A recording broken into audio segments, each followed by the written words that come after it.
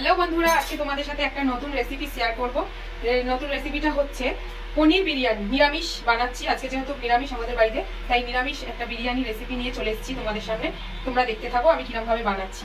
যেহেতু বলেছিলাম যে বিরিয়ানিটা পনির দিয়ে হবে, এই দেখো এখানে পনিরের টুকরো করে নিয়েছি, এখানে আলুটা সিদ্ধ করে রেখে দিয়েছি, পনিরটা দিয়ে পরে হালকা ভেজে নেবো। আর এখানে টক দইটা ভালো করে ফেটিয়ে নিয়েছি, তোমরা চাইলে মিক্সিতেও ফেটিয়ে নিতে পারো। আর এখানে রয়েছে দুধ, দুধের মধ্যে একটু হালকা জাফরান দিয়ে দিয়েছি।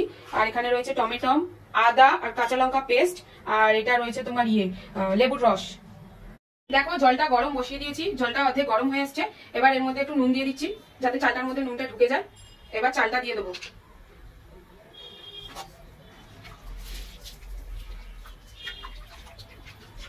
এরপরে এর মধ্যে দেবো কটা গোটা এলাচ, এই দেখো গোটা এলাচ ফেলে দিচ্ছি এর মধ্যে।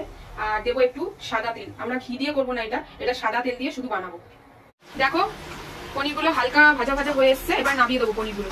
আলুগুলো ভাজা হয়ে এসছে হালকা লাল লাল, এবার তুলে নেবো আলুগুলোকে। আলু ভেজে যেই তেলটা ছিল ওই তেলের মধ্যেই আবার অল্প করে তেল দিয়ে দিচ্ছি,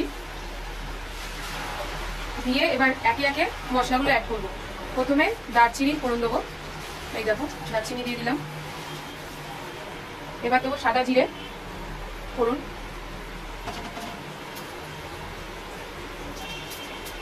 এবার একটু হালকা করে নাড়িয়ে নিয়ে এর মধ্যে একে একে ধনের গুঁড়ো, জিরের গুঁড়ো আর গরম মশলা আর সাথে লঙ্কার গুঁড়ো অ্যাড করে দেবো, তিনটে। এই দেখো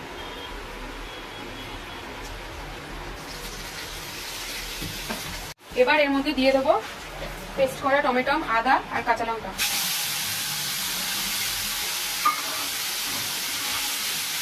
দেখো মশলাটা ভাজা ভাজা হয়ে এসছে, এরপর আমি টক দইটা এর মধ্যে দিয়ে দিচ্ছি ফেটিয়ে রাখা।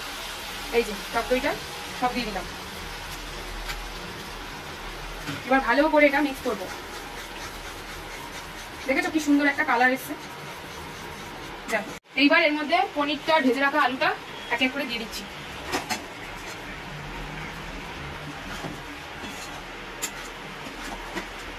চলো এবার দেখে নিই ভাতটা হয়ে এসছে কিনা।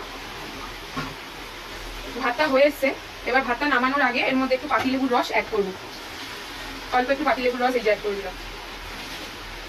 চলো এবার দেখে নিই ভাতটা হয়ে এসছে কিনা।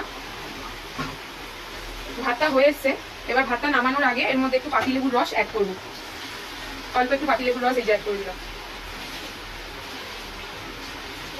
তো চলো বিরিয়ানিটা এবার সুন্দর করে সাজিয়ে নিই। প্রথমে সাদা তেল দিয়ে দিলাম,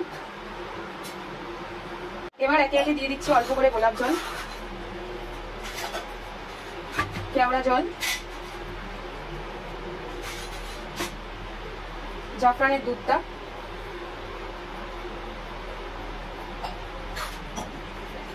তারপরে দিয়ে দিচ্ছি একটু পনির,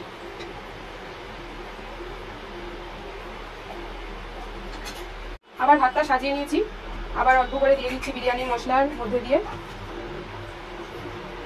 বিরিয়ানিটা বসিয়ে দিয়েছি, এই বিরিয়ানিটা হতে বেশিক্ষণ সময় নেবে না, সেই জন্য আমি গ্যাসের ফ্লেমটা একটু বাড়িয়ে দেবো প্রথমে, তারপরে 5 মিনিট আস্তে রেখে নামিয়ে দেবো।